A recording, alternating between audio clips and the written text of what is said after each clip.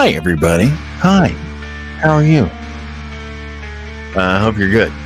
Hang on, this music's getting just a touch aggressive. Take it down just a touch. Hi. Yeah, welcome to Mr. Weber's Web O Mystery. There we go. I'm still not sure if I want to wear the hat. I don't know. It's fun. I like it, but I'm just not sure. Anyway, let's get the show started. Let's get the show started. There we go.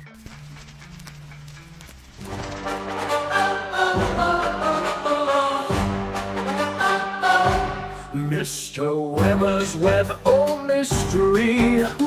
Ah. Mr. Weber's Web O Mystery. Oh, oh, oh. It's fun, right? Mr. Weber's Web O Mystery. Ah. Mr. Weber's Web O Mystery. Oh, oh, oh. What am I doing? I'm trying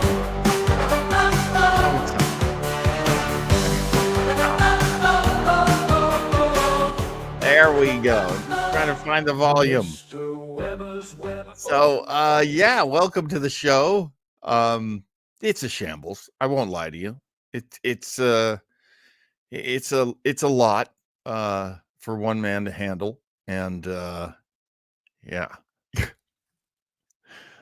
Welcome amoral crackpot, aka our friend Stevie, who is a regular as we perform Retro Rangers, which is normally our Sunday show, but we had to take time off. My co-host Joe Townsell, he's got all sorts of stuff going on right now. And this is a show I always wanted to do anyway, and it's relatively easy for me to do, which I know is not a big selling point for you. Huge selling point for me. Yeah, let's get all this started. Here we go. I don't know about the hat. I don't know. I like it, but it's work. It's a lot to wear. And I'm still not even sure if the legs read. But it's a fun hat, and it was made by my friend Kathy for a play that we did a long time ago. Is the mystery why the hat? Asks Amoral Crackpot, aka Stevie. I will just be referring to her as Stevie from this point on. The mystery is not the hat. The mystery is the radio shows that we're going to be listening to. And I invite you to comment in the comment section as Stevie does.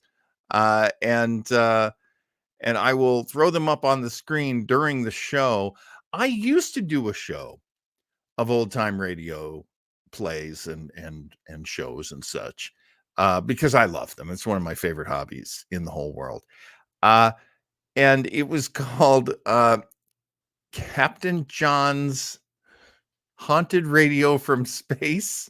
I think it had the longest name. This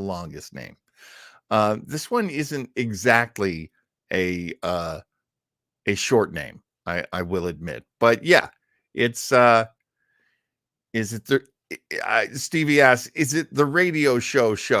Yes.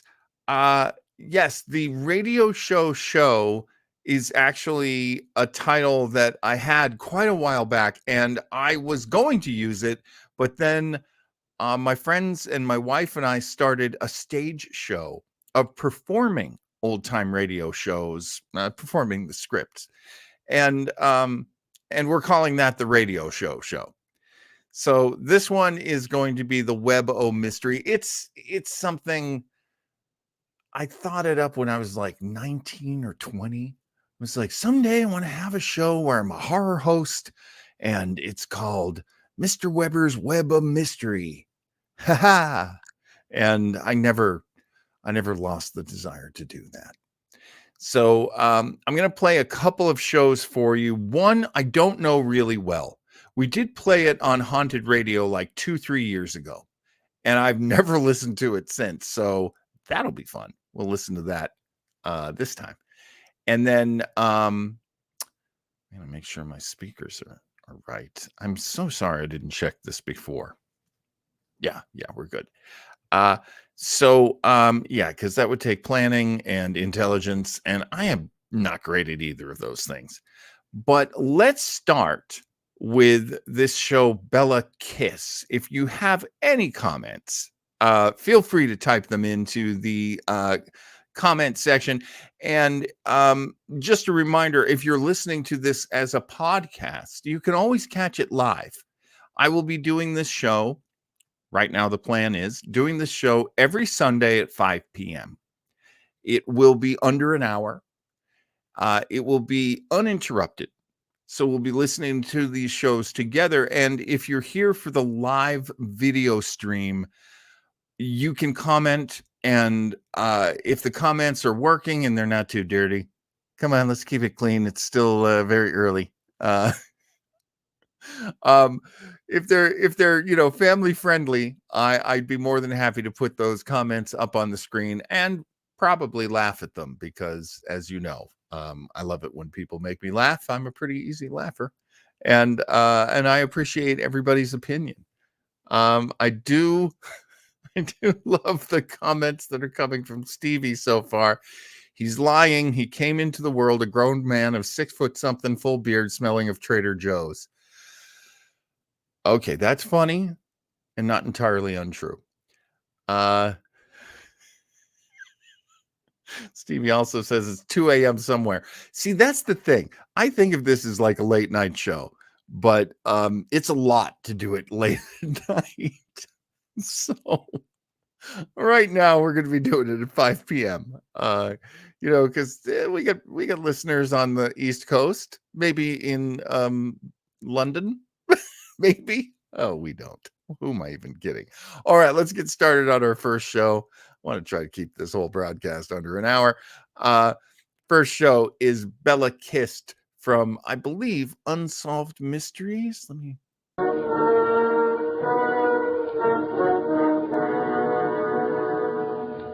Unsolved Mysteries.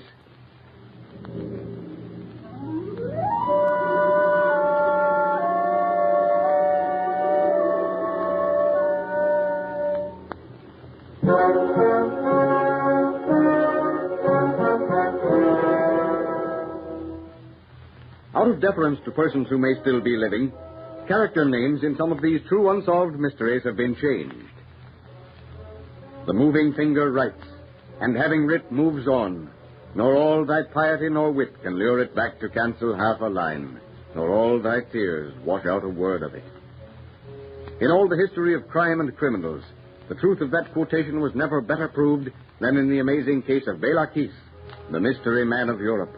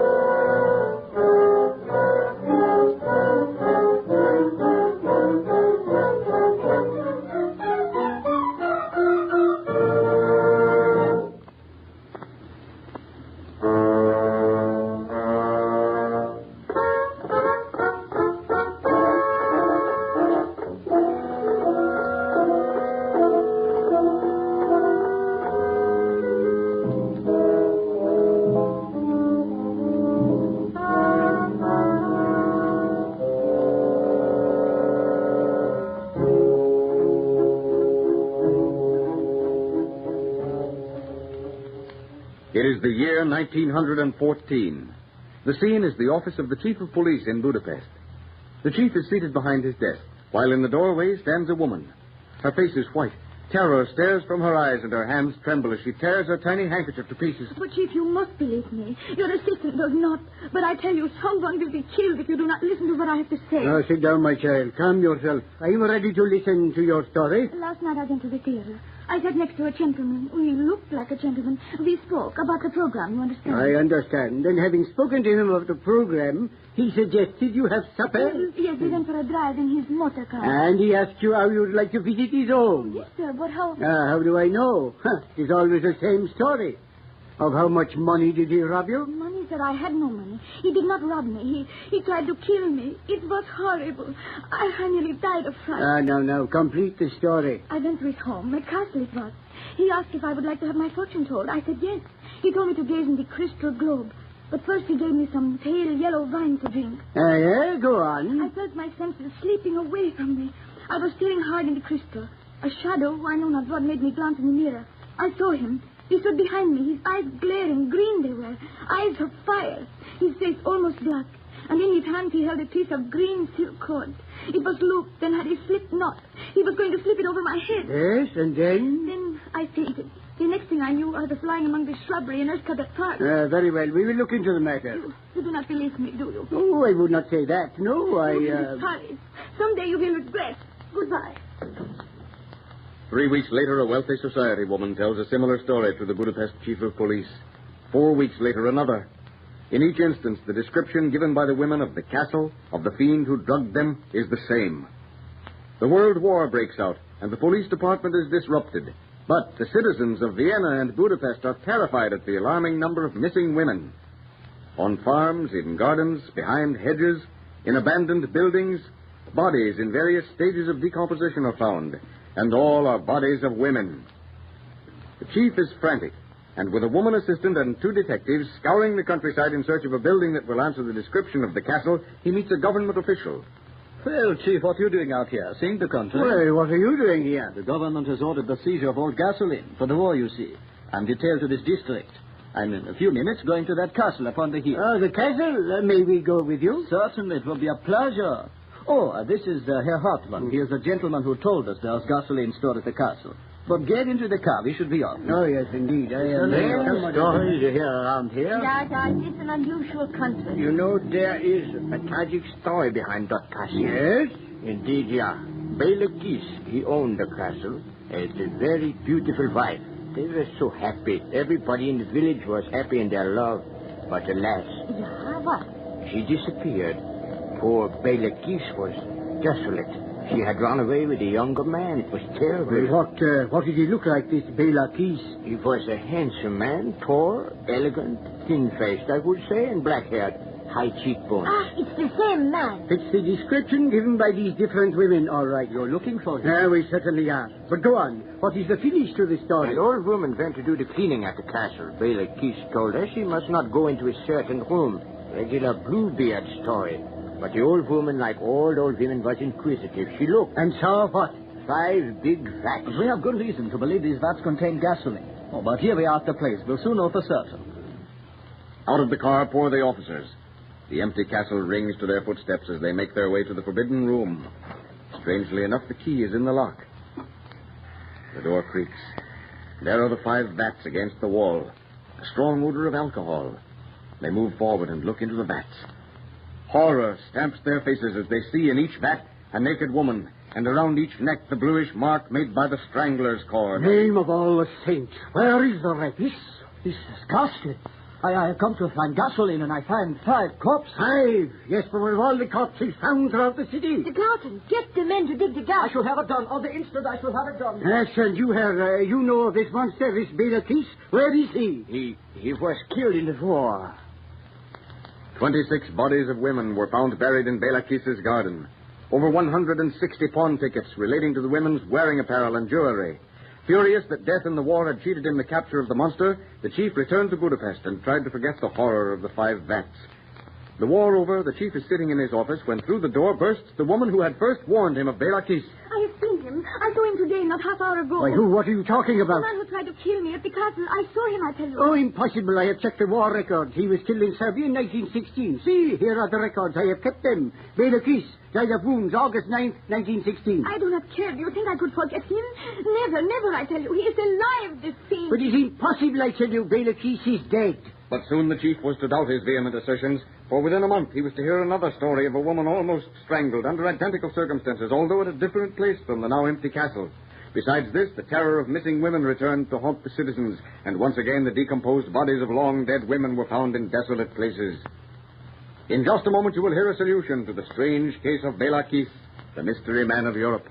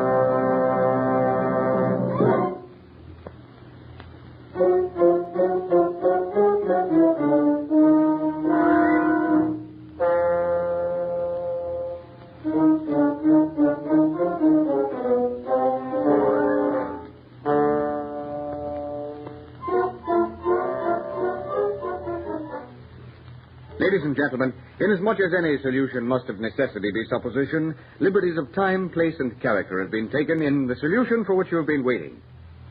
The solution of why the murders continued in the same manner as before Bela Kiss's reported death in the war is taken from the statements of the Chief of Police of Budapest, who supplied the information, which, to the best of our belief, has never been published in American newspapers. The scene is the hospital in which Bela Kiss had been reported as having died of wounds. The Chief of Police, remembering how the first woman had warned him of the fiend's activities, determines to carry his investigation further than the official army records reporting death. The Chief questions a nurse. You, of course, know the murders in and around Vienna and Budapest. Yes, naturally. Although, like everyone else on war service, I was too busy to really keep up with the report. Well, we did not give all our information to the press. We decided that we would have more success by keeping something secret. I can understand that. Now, this man, Fiend is a better name, has probably been responsible for the death of over 300 women. I would like to find out if there are any hospital records other than the official report of Bela Kiss' death. You don't mean that Bela Kiss is the man you suspect? I do. In fact, it isn't suspicion. It is an established fact. But that's impossible. I nursed Bela Kiss till he died. And a young and pious-minded boy of 20 could hardly... 20? Why, Bela Kiss was over 40. Not the Bela Kiss who died here in this hospital. He was a young boy, I tell you, and I know I nursed him till he died. Ah, then I have the solution. How badly wounded was Bela Kiss when he was brought here? There never was any hope that he might recover. Anyone could have seen that he must die. And Bela Kiss, the real Bela Kiss, undoubtedly exchanged his identification disc and papers with the wounded man, knowing full well that the young boy would be buried as Bela Kiss. And he, the monstrous wretch, free to pursue his murderous career unhindered. But I'll get him. I'll get him. Back to Budapest races the chief. For 4 days he works feverishly, taking no one into his confidence, but ordering his men to stand by. One night, to a house on the outskirts of town, drive 2 police cars filled with officers. The chief leads the way from the back of the house to one of the upper rooms. Now, listen, you men. Listen. I want absolute silence. I am decided in my own mind that Bela Kiss has trapped the various women he has killed by advertisements in the papers. So I decided to use his methods and inserted this advertisement. I'll read it. Young woman, widow, with moderate fortune and with moderately good looks, desires company of men of culture, preferably 40 or over, must be tall and dark. Object, matrimony. And you expect Bela Kiss to answer that? He has answered it. He'll be here. A taxi at the door. A man is getting out. Ah, gee, it's Bela Kiss. He looked up. He's getting back into the taxi. Ah, after him, quick. Down the stairs rush the police. The taxi, with Bela Kiss standing on the running board, speeds toward the river with the police car in pursuit. He's going to shoot. Get him. Get him. Bela Kiss slumps. He's hit, but he hangs on. The taxi reaches the bridge. Another burst of bullets. Several shots take effect, but with one last effort, Bela Kiss throws himself from the taxi, pulls himself over the parapet of the bridge, falls like a plummet, and disappears forever under the foaming waters of the Danube. And so, coincidence, the World War, a search for gasoline, A nurse who remembered a patient provides the solution for a 15-year-old unsolved mystery. Bela Kiss, the mystery man of Europe.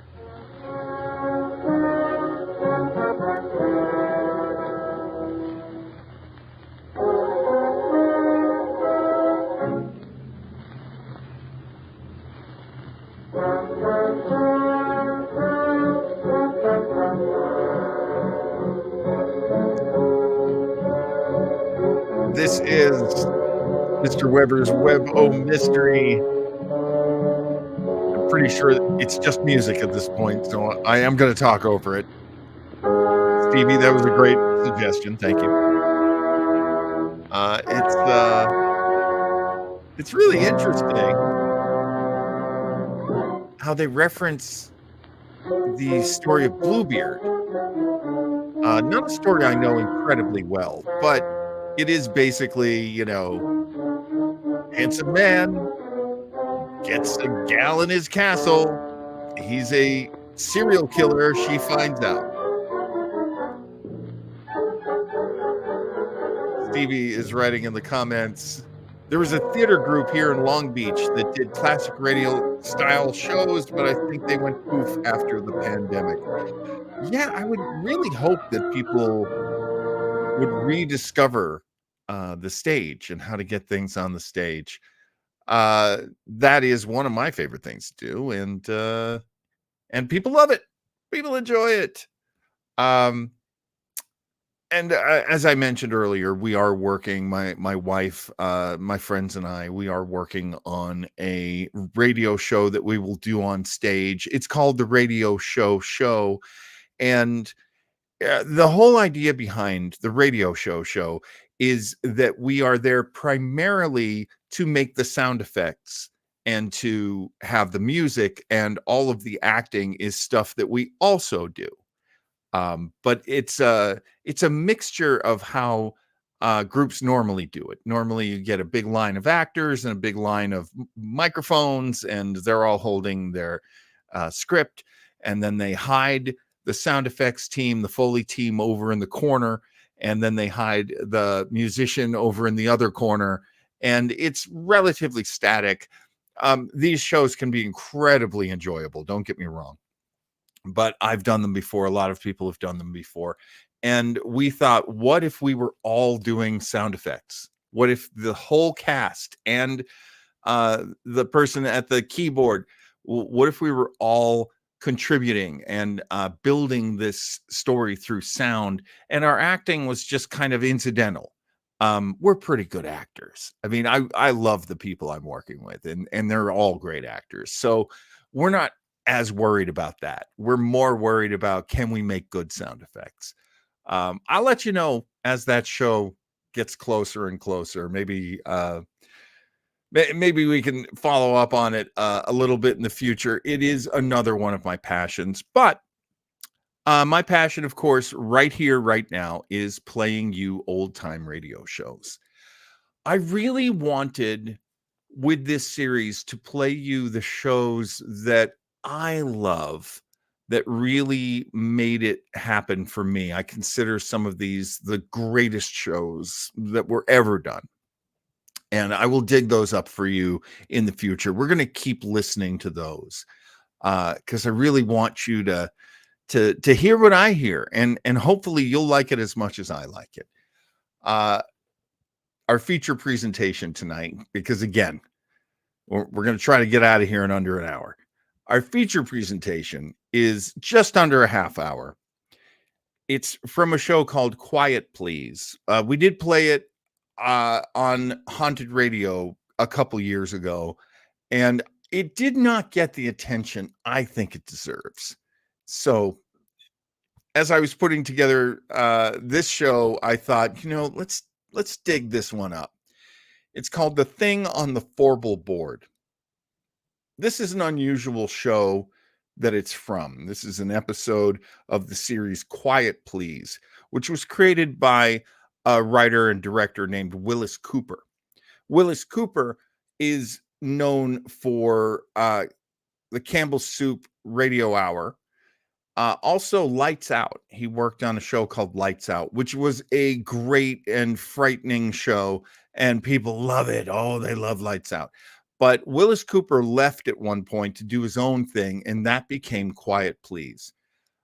He has got a really great touch with his scripts, and it's I think you're gonna like this one. This is considered one of the scariest and best written horror stories in the history of old time radio. It's called The Thing on the Fourble Board. It's called The Thing on the Fourble Board. I hope I edit that correctly later.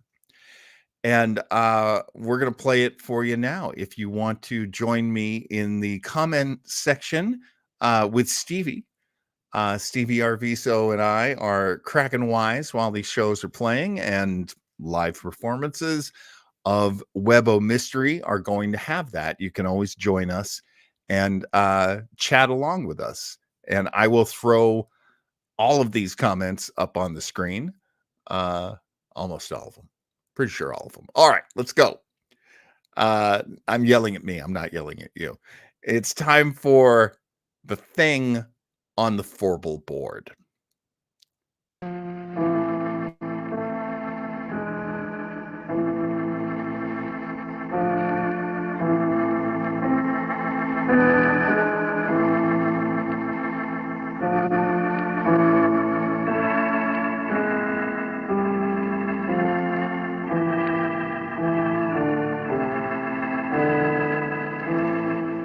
The Mutual Broadcasting System presents Quiet Please, which is written and directed by Willis Cooper and which features Ernest Chappell. Quiet Please for tonight is called The Thing on the Fourble Board.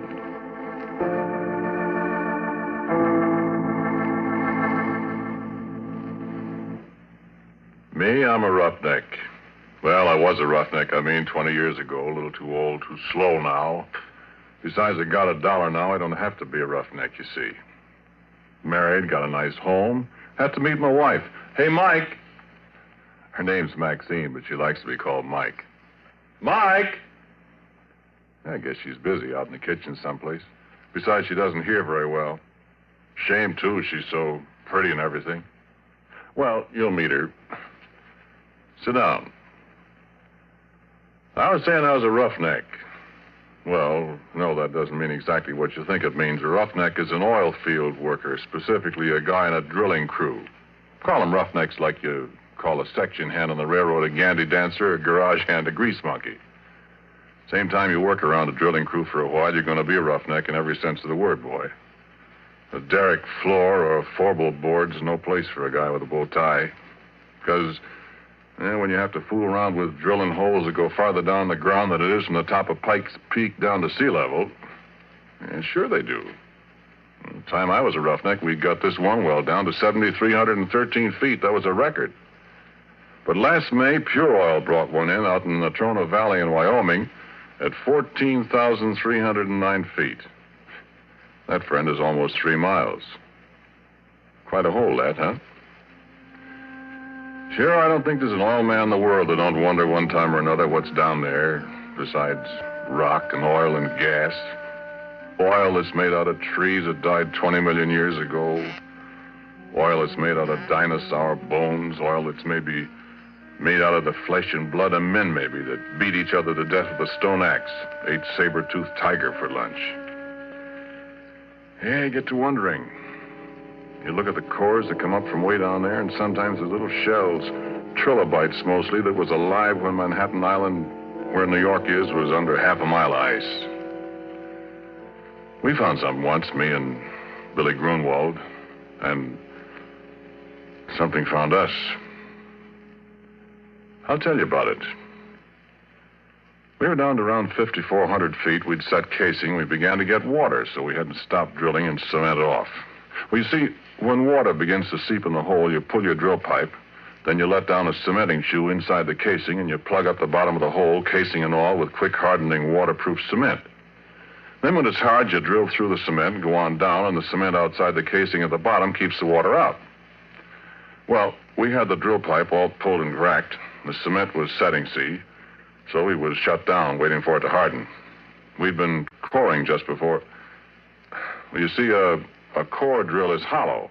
And as the bit digs down, it stuffs the drillings up inside it, so when you pull it out, you got a sample of the kind of stuff you're going through. And a geologist can tell a lot from that. So there's nobody around the rig except me that night. The rest of the crew's going into town. I was toasting some pork chops over the porch for my supper. I heard a car pulling up. Look out, it's Billy Grunwald, the geologist, and I give him a hello. Hi, Billy, come and have a pork chop. Hi, Porky. Where's everybody? Yeah, all went to town. I'm the whole crew. Yeah, I had 3 blowouts between here and Oxnard. Yeah, I wondered where you was. Ted said you'd be in here about 3. Yeah, I would have been, except for my tough luck. Oh, I'm dead. Yeah, hungry? Starved. Yeah, I got 7 pork chops. And bread. And some coffee, kind of. Swell. Yeah, I got a bottle in the car. We're going to have a banquet. Hey, where's that core? That's what I came up here to look at. Yeah, back there on the bench. Look at it after supper. Hey. What? Didn't you say you were all alone here? I thought I heard somebody talking. I don't see anybody. Keep an eye on that pork chop. You won't have any supper. Yeah, I'm watching it. Here, let me put the coffee on. Like so. When'd you finish cementing? This morning. Last tower only made about 10 feet of holes, so Ted shut down before we get flooded out of house and home. Funny about that water. How? Oughtn't to be any at that level, according to my figuring. Well, there is. Is it salt? Sure, right out of the bottom of the ocean. That's funny. Well, maybe I'll be able to tell something from the core. Yeah, I hope so. Well, last core I looked at, I'd have sworn we were getting into shale. Ain't seen none yet from the cuttings. That's funny. Here, your pork chop stub. Yeah, take some bread. Yeah, thanks. Oh, man. Good, huh? Yeah, put on another. I had 2 already before you come. Yeah, much obliged. Yeah, you never can tell what's down there. You get it all mapped and plotted out, all the strata. And all you know is what comes out of the hole. Yeah. I'd like to go down there sometime if I was little enough. Never get you down a hole. Yeah, you'd fit. You're skinny. I'll stay up here and look at the cores, Bud. Where is that one? Behind you. Over there. Oh. Well, I'll have a look at it. Well, why don't you wait till you finish your supper? I'm just going to look at it. Put on another pork chop for me. Okay. Well, I wish those screech owls would keep... What's the matter? Hey, wait a minute, Porky. Well, why do you... Listen. What's eating you? You know, I'd have sworn there's somebody up there in that Fourble Board. Ah, you're crazy. There's nobody up there. Getting against those stands of drill pipe. Ah, they're just rack crooked. One of them slipped. Come on back and eat your pork chop. Yeah. Yeah, I guess so. Only What you so jittery about, Billy? Come on, eat your sandwich. Here. Yeah, well, thanks, Porky. I don't know. I'm just naturally that way, I guess. I'm always scared of the dark. Doggone it, I hate to be a baby, but I can't help it. Scared of the dark? Honest? Stupid, ain't it?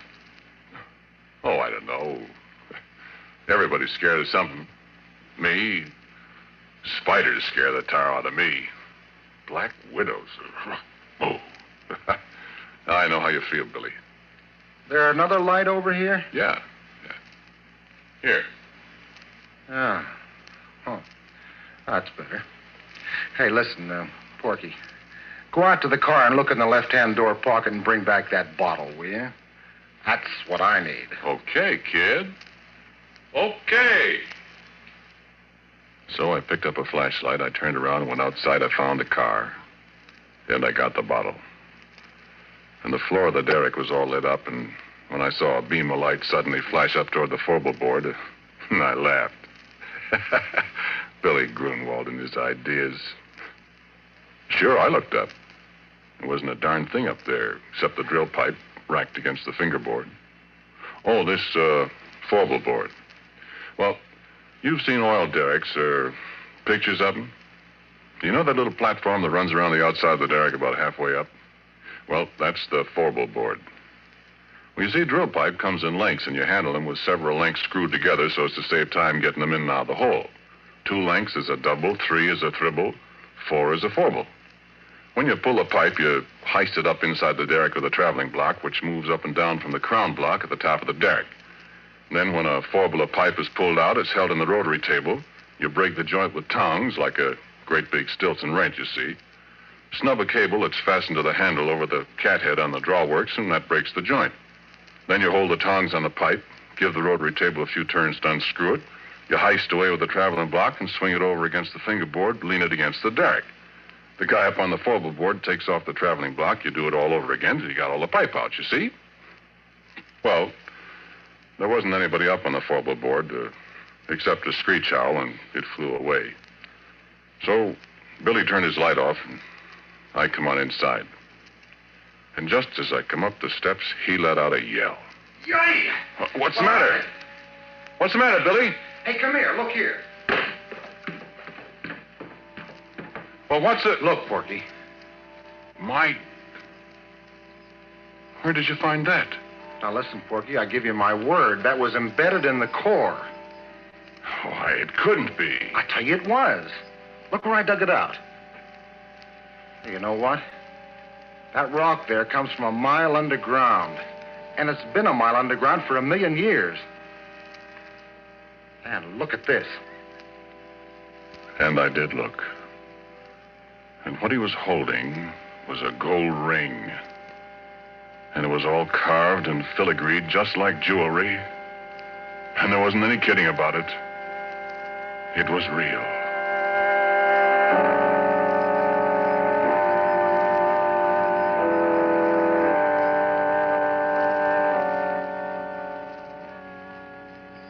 No, wait a minute. Hang on, I ain't done. I poked at the core of rock that looked like a kind of petrified salami or something. And then it was my turn to pretty near jump out of my pants.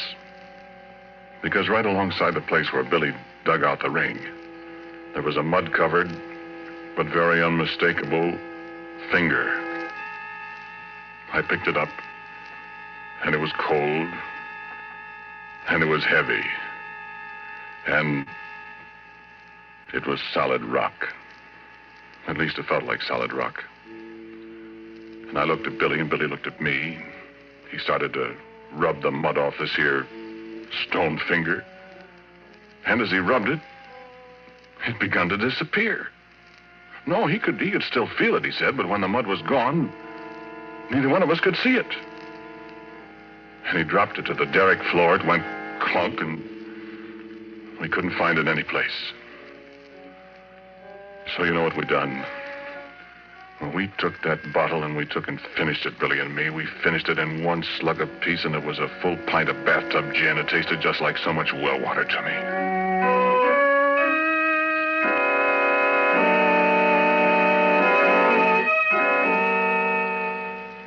And then we sat down on the derrick floor and we looked at each other.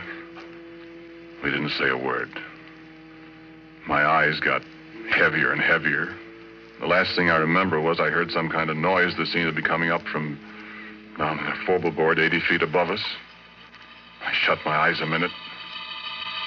I guess I went to sleep.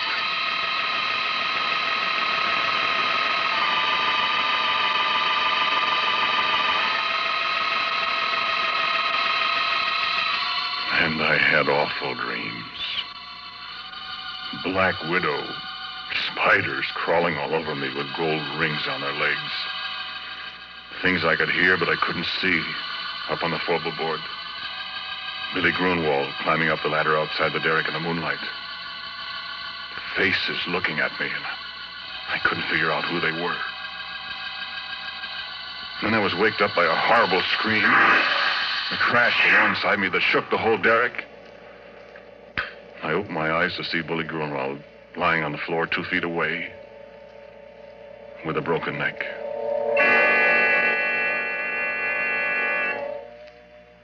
With a broken neck and his left hand Well, he put the gold ring on the little finger of his left hand, and the way his arms were spread out, his left little finger and the ring were gone.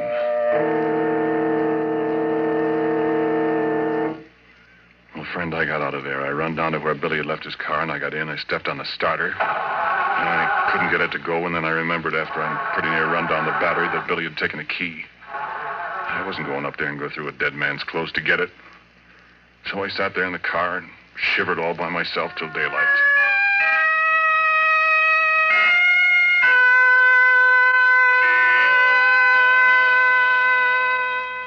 And then Ted and the crew came. Afterwards, a state cop, and everybody in the world was asking me questions. Did you and Billy have a fight, Porky? I told you we didn't, Ted. But you had been drinking. We only had that little pint, Ted. Well, what was he doing up on the Fourble Board? Did you threaten him, and did he run up there to get away from Listen, you? cop, don't be a chump. Billy Grunwald and I were good friends. Then why'd you push him off the Fourble Board? I didn't, I tell you. I wasn't up there. Oh, what did he go up there for? I don't know. I was asleep. How do you know he was up there? I didn't say he was. You said so. Besides, how would he break his neck if he didn't fall from way up there? Well, look, officer. I think it was just another accident. I mean, we haven't got anything on Porky, and personally, I don't believe he did it. Well, it's mighty mysterious. So it is. But we got work to do. Now, how about it? That cement's hard down there, and I want to start drilling again, and I'm short-handed. Will you let Porky stay here till I run in my pipe again, and, well, then you can take him and ask him questions till you're blue in the face. Well, Okay. Let's get rolling. You got steam up, Happy? I'm all set. All right. Porky, you go from the Fourble Board. What? Not me, Ted. Oh, don't be such a boob. There's nobody up there to shove you overboard. You can put a safety line around you if you want to. And besides, you're getting paid to do what you're told. I've lost too much time already. Come on, get going.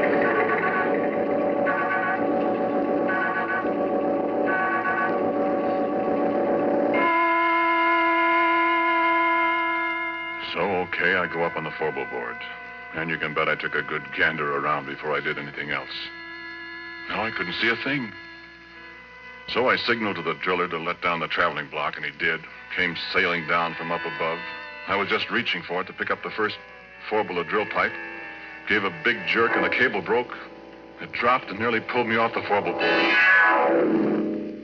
And it landed right on top of Ted.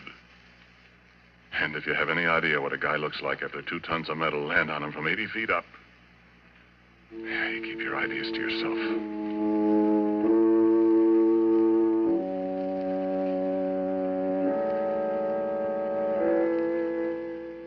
Well, that was enough. 2 accidents in a row. The whole crew quit. They wasn't going to wait for a third. And it was Ted's money that was paying off. There wasn't any more, and as far as I know, the abandoned derrick is still there. And that was 20 years ago. Oh, I forgot to tell you something. That traveling block was right in front of my face when it broke loose. It was hanging by steel cable, 3/4-inch steel cable. And I saw that cable break right before my eyes. Looked just like a piece of string when you snap it between your fingers. I could almost see the fingers. You know what? There was something up there on the Fourble Board with me.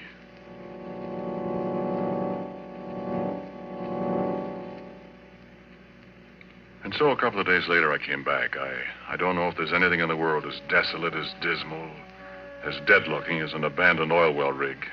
There it stands like a skeleton off on a deserted side road and the bare yellow hills surrounding it, and it's the deadest thing you ever saw.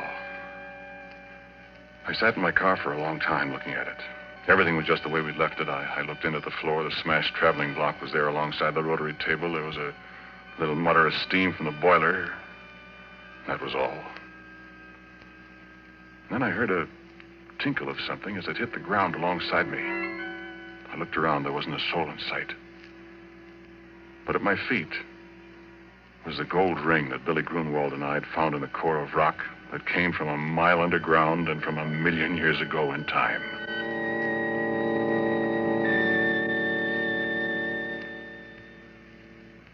And I heard a little sound. The sound of a kid crying. And there wasn't any kid up there. And I heard it again, and it came from above my head, and I took out my revolver. I loaded it carefully. I started up the ladder to the Fourble Board. No, there wasn't anything up there, nothing I could see. But there was a voice crying. The voice of a little kid. And then there was a movement behind the rack of drill pipes, and I saw the pipe move, and I yelled, "Come out of there, whoever you are! Come out or I'll start shooting!"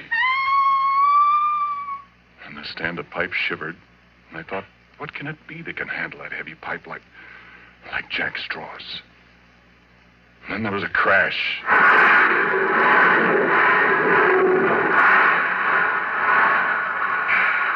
The whole stand of pipe fell over, and I just got out of the way in time. And I was alone on the Fourble Board with the thing. But I couldn't see it. I felt the platform tremble under my feet again as something moved toward me. I fired 2 or 3 shots. And nothing happened. I started backwards.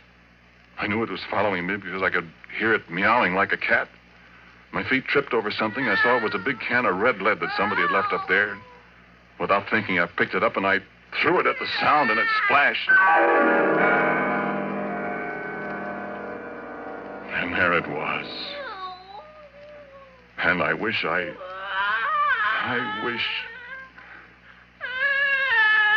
face of a little girl, frightened, crying with hunger and terror. Hands like a human being, and a finger missing from the left hand. And a body. Well, I'll tell you about that. I told you how I'm scared of spiders. But I knew where it came from. It had come from the bowels of the earth, come riding up on the drill pipe as we yanked it out of the well. Come to an alien world, and was lost. It stood there dripping with red paint, blood red from head to foot like some horrible dream. And it put its hand on my arm. Its hand was stone. Living, moving stone. And it looked into my eyes and mewed like a lost kitten.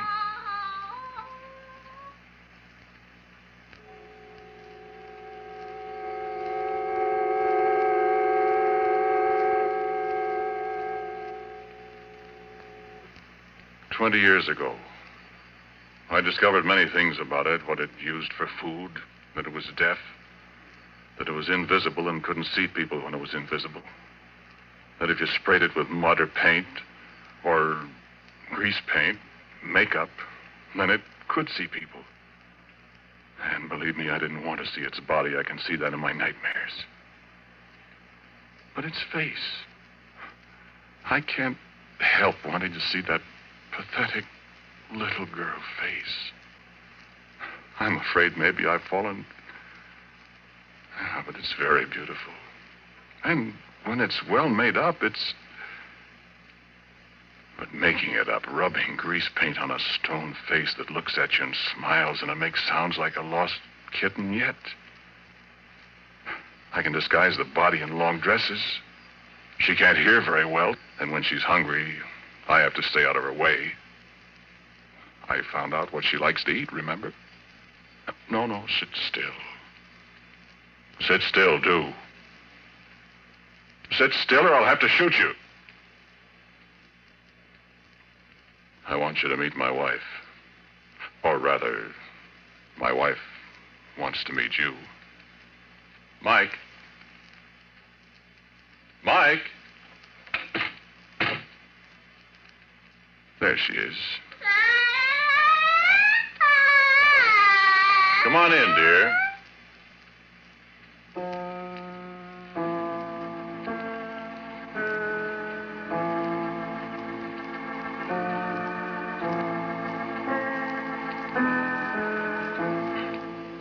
The title of tonight's Quiet Please story is The Thing on the Fourble Board. It was written and directed by Willis Cooper and featured Ernest Chappell. And Dan Sutter played Billy Grunwald.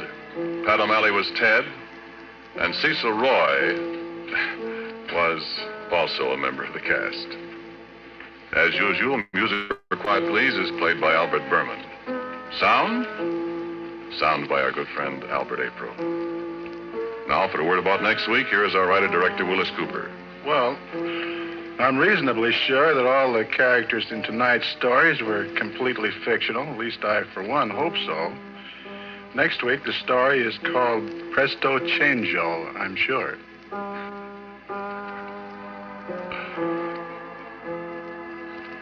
And so, until next week at the same time, I am quietly yours, Ernest Chappell. This program was heard in Canada through the facilities of the Canadian Broadcasting Corporation. This is the Mutual Broadcasting System. And there you go. That is The Thing on the Fourble Board, an episode of Quiet Please from 1948. I don't know that Canada had anything to do with it, except, and this is actually a big part of radio history. They would make records, basically. They would make wax recordings, and they would be sent around. And they might be sent to Armed Forces Radio Network. They might be sent to other countries. They might be sold. They might be stolen and or smuggled. And these shows often ended up in private collections, which is why we can hear them now, because somebody collected that and recorded that. Somebody made it an MP3, and then eventually I got to play it for you. Old time radio is one of my favorite things in the world, because to me, it always feels relatively current. Yeah, I am old, so, take that for what it's worth. But I love this show. I am so happy that everybody in the comments enjoyed it. It is really one of the best, and honestly, radio shows vary in so many ways. This one, the music's very simple. The sound effects are relatively simple. The cast is pretty small. But when we lots of great comments here. When we hear them now, you've heard podcasts, so it's not unusual for you to give half an hour to something you're listening to and to really get into the story. So this is what I love, and this is what Mr. Weber's Web of Mystery is going to be. Joe Townsell, my co-host of Retro Rangers, says, imagine all the kiddies scared poopless, I'll say, when listening to this. Stevie says, back when John was a youngin', radio was in black and white. Okay, that's mean, but funny and true. Diana joined us. She says, I'm going to have to catch up through replay. She wants to hear the beginning of the story. And the first show we played, too, was called Bela Kiss. So you'll get to catch that one if you listen to the whole recording later. Okay, everybody's doing the when John was young joke now. Diana says, when John was young, the internet came in the mail. Patrick says, nice cultivation, John. Thank you, sir. Thank you very much, Patrick. I am really, this is such a treat for me because I get to listen to my favorite radio shows with my friends. That's so rare. I never get to do that. So this is actually a chance for me to do that. And hey, I think it's probably time that I ended this show. So here we go. I have an outro. I hope you like it. And that will do it for this episode of the Web O Mystery.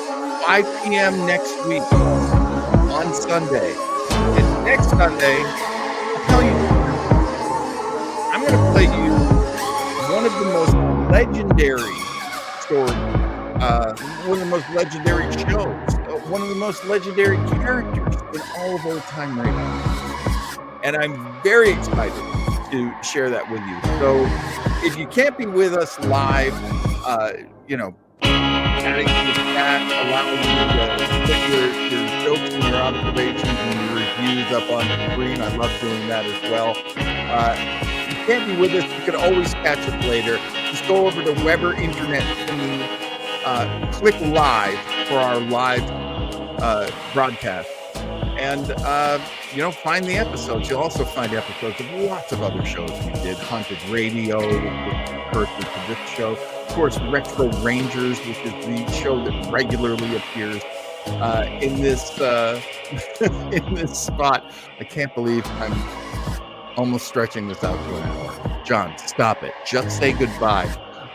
Good night, everybody. Thank you so much for joining us. I will see you next week. Bye-bye. Let me know if I should keep the hat.